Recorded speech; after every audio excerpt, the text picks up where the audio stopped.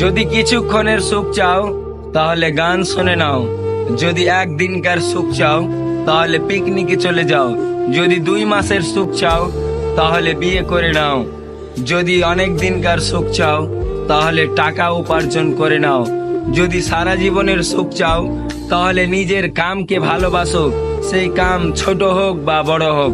এই দুনিয়া অনেক স্বার্থপর, তুমি সারা জীবন ভালো কাজ করো, কেউ তোমাকে কিছু বলবে না। একদিন খারাপ কাজ করে দেখো, তোমার পুরো দুনিয়া তোমার উপর চড়ে বসবে। এই দুনিয়াতে স্বার্থ ছাড়া কেউ আপন নয়।